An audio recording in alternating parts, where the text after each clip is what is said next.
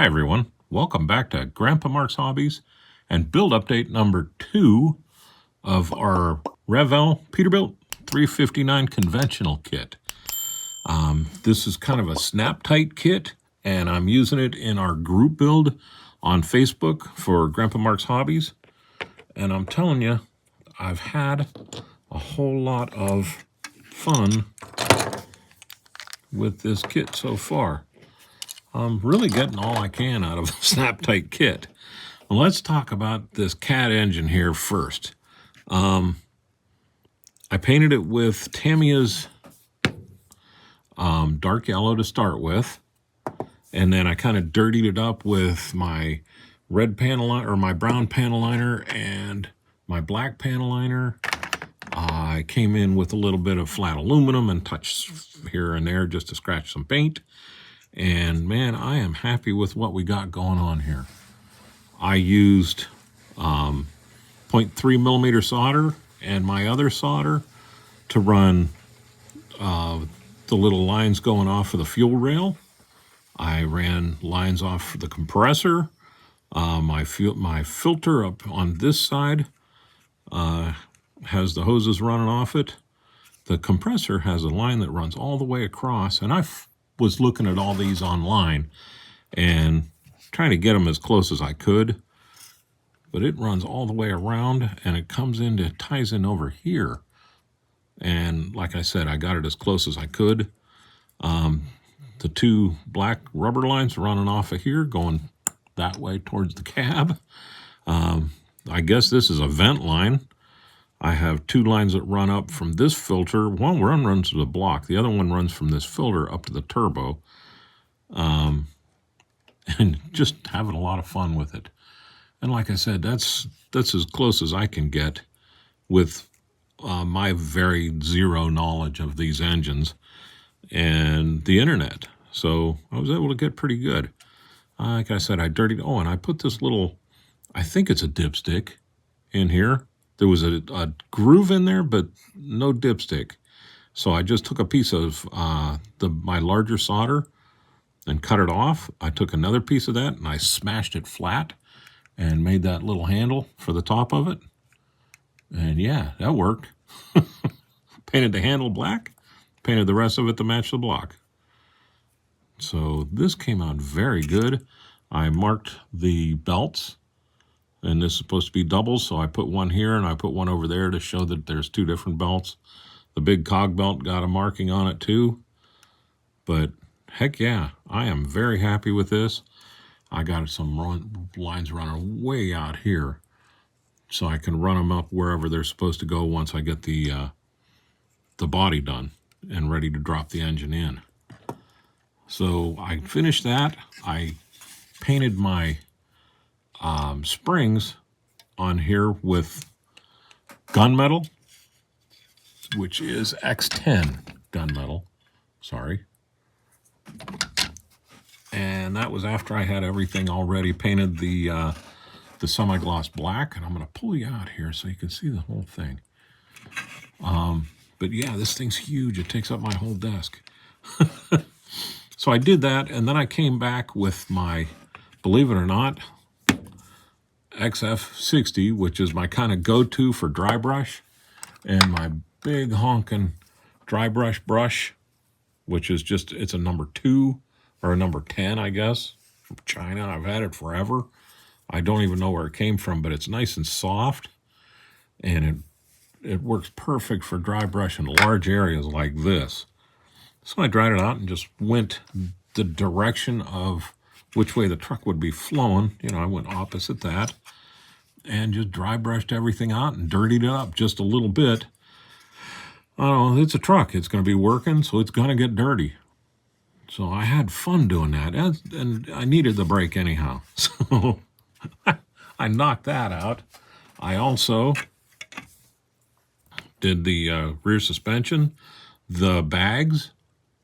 I painted with my rubber black first, let that dry for a couple of days, and then I came back and I hid that with buff, which is the XF57, and it's just a little bit less yellow than the dark yellow, and what I was looking for is how those bags kind of look different than the rest, more rubbery, I guess you would call it. I did it on them, and I also did it on my little hose setup coming to the air intake. And this, I'm really happy with how this came out. I got good cut lines in here, and that was from painting the black and then coming back and painting the aluminum and then going back and forth a little bit where I messed up. But a couple extra minutes and it came out really good. And then that buff on there really made that look like the rubber that you see. It's because it's not real shiny rubber like Armor All tires. It's dirty. So that looks really good. I'm happy. Did my front cross member or front suspension here. I did a very, very light on the mud flaps on this. I didn't want them to be very dark or very dirtied up. They're going to show on top, and I want that to be clean. I did that. I did paint this the flat aluminum, and I did it first thing. It's going to wait till tomorrow before I dirty it up a little bit. But I took that exhaust and I dirtied it up a lot. And man, did that come out nice. And what that is flat aluminum and then black panel liner and then the orange rust on top of that. And then I went back over it again with a black panel liner, and that gave it that metal, rusty metal look on there, and it, blotchy. You know, I didn't put it everywhere, the panel liner, the second time around, just so I could give it a little bit of blotchiness. But man, am I happy with that. That came out really cool. So there's that. You remember I told you I stripped a bunch of chrome. I stripped most of my chrome. Came back today and gave everything a coat of gloss black, getting ready to re-chrome it. And now I'm looking at that thinking, boy, would that be cool just to leave the gloss black, huh? The tanks, this is the tank that was really messed up. And I can still see a seam line in there. I'm not upset about that because it is what it is, but that came out way better than it was. I mean, these things were horrible. So I did those. I did all my my rims and got them ready so I can shoot them. I am going to dirty up the rims. You know, like I said, it's over the road truck, so I'm going to dirty up the rims. The air tanks, I had painted flat aluminum and went over those with the dry brush with the dark yellow just to dirty them up a little bit. And I don't know if you're going to be able to see that. I did it pretty subtle on these, but I think it came out really good. And then I really went all out today and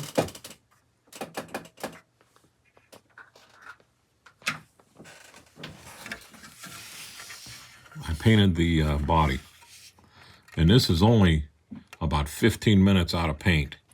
So I think it came out pretty darn good. I used the swallowtail on this, and I am happy with that. I will have to polish this out, but it laid down pretty dang good. I'm not sure if I'm going to stripe this or not. I was thinking about it, and then I saw the green on there, and I kind of like that. I may make a Grandpa Mark's Hobbies decal to go in the door. If it'll print out as clear as my printer has been doing lately, then I'm going to put the Grandpa Mark's Hobbies group build on the door on both sides. And I'm going to leave it at that. So we'll see. The hood came out pretty good. No problems at all. Again, it'll need buffed out and a little bit of clear coat, but it's a truck and it's going to be dirty. I'm going to dirty it up even after I clear it up, you know. The fenders came out good. Everything is working good. This is going to be a very short. I got a lot of time in building, but I don't have a lot of progress yet. So I'm just going to shoot you off maybe a 10-minute update here, and I'll let you go. So with this, I want to thank everybody for the kind words and the help along the way, because I'm clueless. The thumbs up, the subscriptions, everything, and I'll let you go. So thank you very much for watching. Y'all have a great day and a better tomorrow. And I'll see you soon.